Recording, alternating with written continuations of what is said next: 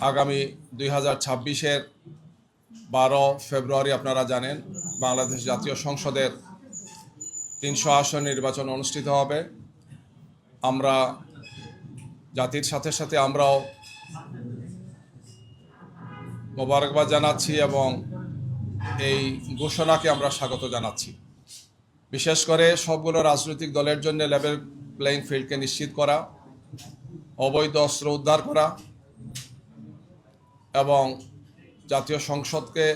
জাতীয় সংসদ নির্বাচনকে অর্থবহ করার জন্যে প্রশাসনিক এবং অন্যান্য যতগুলো দায়িত্ব আছে এই সবগুলো দায়িত্ব পালনে তারা সর্বোচ্চ দায়িত্বশীলতার পরিচয় দিয়ে তারা দায়িত্ব পালন করবেন। এক্ষেত্রে কোনো ধরনের কোনো দুর্বলতা আমরা আশা করব না, যাতে জাতির উদ্বেগ বা উৎকণ্ঠার কোনো জন্ম হয়। আমরা প্রত্যাশা করব যে সুষ্ঠু, সুন্দর, গ্রহণযোগ্য নির্বাচনের জন্য একটি সুন্দর সুষ্ঠু নির্বাচনকে নিশ্চিত করার জন্য লেভেল প্লেইং ফিল্ডকে তারা নিশ্চিত করবেন এবং এই বিষয়ে সর্বোচ্চ ভূমিকা পালন করার জন্য যেহেতু নির্বাচন কমিশন শিডিউল ঘোষণা করেছেন, তাদের উপর এখন সর্বোচ্চ দায়িত্বটা এসেছে গিয়ে এখন থেকে তারা সেই ভূমিকাটি পালন করবেন, আমরা সেটা প্রত্যাশা করছি। আমাদের শীর্ষ নেতৃবৃন্দ, আপনারা জানেন যে আমরা 8 দল একসাথে আন্দোলন করছি।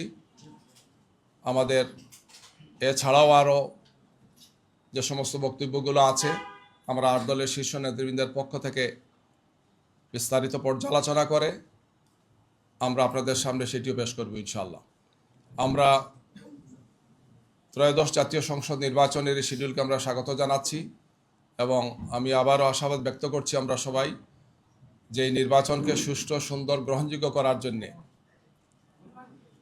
নির্বাচন কমিশনের উপর যে দায়িত্ব, সেই দায়িত্ব পালনে তারা সর্বোচ্চ দায়িত্বশীলতার ভূমিকা তারা পালন করবেন। কোনো ধরনের কোনো দুর্বলতা, ত্রুটি, বিচ্যুতি যাতে না থাকে আমরা সেটা প্রত্যাশা করব। অতীতে দেখা গিয়েছে যে অনেক বিষয়ই আশ্বস্ত করা হয়েছে বা বলা হয়েছে, কিন্তু সেটি কার্যকর হয় নাই। আমরা আগামী নির্বাচনের ক্ষেত্রে জাতি তিনটি নির্বাচন প্রত্যক্ষ করেছে, যে নির্বাচনে জাতির প্রত্যাশা পূরণ হয় নাই, বরং আমাদের রাজনীতি, আমাদের সমস্ত ব্যবস্থাপনাকে ধ্বংস করা হয়েছে, প্রশ্নবিদ্ধ করা হয়েছে এবং জাতির মধ্যে প্রচণ্ড ক্ষোভ এবং হতাশা তৈরি হয়েছে গত 14, 18 এবং 24-এর সেই তথাকথিত নির্বাচনের মাধ্যমে। এই জন্যে এ ব্যাপারে আমরা আশা করব আগামী নির্বাচনে তারা সেই দায়িত্বটি তারা পালন করবেন, যেটি জাতির প্রত্যাশা, যে অতীতের এই 3টি নির্বাচনের মতো হবে না, বরং একটি সুন্দর, সুষ্ঠু নির্বাচন তারা জাতিকে উপহার দেবেন।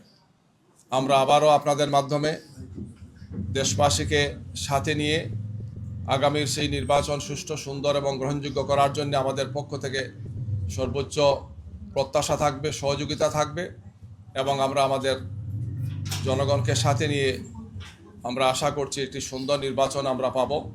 জাতি একটি উৎসবমুখর পরিবেশে এই নির্বাচন অনুষ্ঠানের মাধ্যমে একটি সুন্দর, সুষ্ঠু ধারায় জাতি এগিয়ে যাবে এবং বাংলাদেশ 2024-এর 5 আগস্টের যে ছাত্র জনতার অভূতপূর্ব গণ অভ্যুত্থান হয়েছে, সেই অভ্যুত্থানের প্রত্যাশা পূরণ হবে ইনশাআল্লাহ। আমরা আপনাদের মাধ্যমে দেশবাসীকে মোবারকবাদ জানাচ্ছি, আপনাদেরকে মোবারকবাদ জানাচ্ছি। এছাড়াও যদি কোনো বক্তব্য থাকে আমাদের শীর্ষ নেতৃবৃন্দের পক্ষ থেকে আমরা পরবর্তীতে আপনাদের সামনে সেটা উল্লেখ করবো ইনশাআল্লাহ। সবাইকে ধন্যবাদ। এখন পর্যন্ত যে পরিস্থিতি, তাতে আসলে আগামী জাতীয় নির্বাচন সুষ্ঠু করার ব্যাপারে এই মুহূর্তে দাঁড়িয়ে আসলে কোনো সংখ্যা দেখছে কিনা তারা? আমরা গত 4-5 দিন আগেও নির্বাচন কমিশনের সাথে আমাদের সম্মানিত সেক্রেটারি জেনারেলের নেতৃত্বে আমরা গিয়েছিলাম 6 সদস্যের একটি শক্তিশালী দায়িত্বশীল কমিটি। আমরা সেখানে গিয়ে এগুলো বলেছি যে লেভেল প্লেইং ফিল্ড, বিশেষ করে আইন শৃঙ্খলা পরিস্থিতি সহ অবৈধ অস্ত্র উদ্ধার করা এবং সন্ত্রাসীদেরকে গ্রেফতার সহ যে সমস্ত পদক্ষেপগুলো জরুরি ভিত্তিতে নেওয়া উচিত সেইগুলো যাতে তারা নেন। তারা আমাদেরকে আশ্বস্ত করেছেন, এ ব্যাপারে আমাদের পরিকল্পনা আছে। কি পরিকল্পনা সেটা আমাদেরকে তারা বলেছেন। নির্বাচনের শিডিউল ঘোষণা হলে তারা সেগুলো করবেন। আমরা এখন এগুলো দেখব যে তারা এই সমস্ত বিষয়ে তাদের পদক্ষেপ তারা কী গ্রহণ করে। আমাদের দাবির যেগুলো আছে, বিশেষ করে জুলাই জাতীয় সনদের আইনি ভিত্তি সেটা তো হয়েছে, এবং এর সাথে ছিল যে গণভোটটি আমরা আগে চেয়েছিলাম। আমরা সেই দাবি দিয়ে আসছি, আন্দোলন করছি।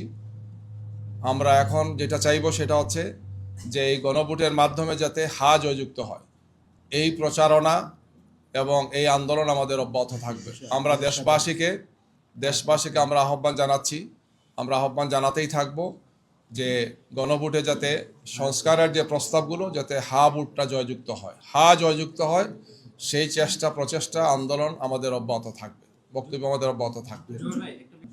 জামাত ইসলামের পক্ষ থেকে তো আমরা প্রাথমিকভাবে 300 আসনেই ঘোষণা দিয়েছি। আমাদের যারা আছেন তারা কাজ করছেন। কিছু কিছু পরিবর্তন হয়েছে, সেই পরিবর্তনগুলো বাস্তব বিভিন্ন কারণে হয়েছে, আমরা সেটাও আপনাদেরকে জানিয়েছি।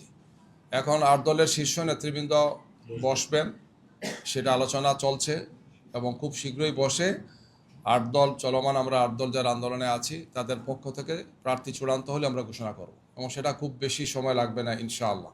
আপনাদেরকে আমরা জানাবো। এটা হয়তো আগামী সপ্তাহের মধ্যেই আপনারা আশা করি পেয়ে যাবেন ইনশাআল্লাহ।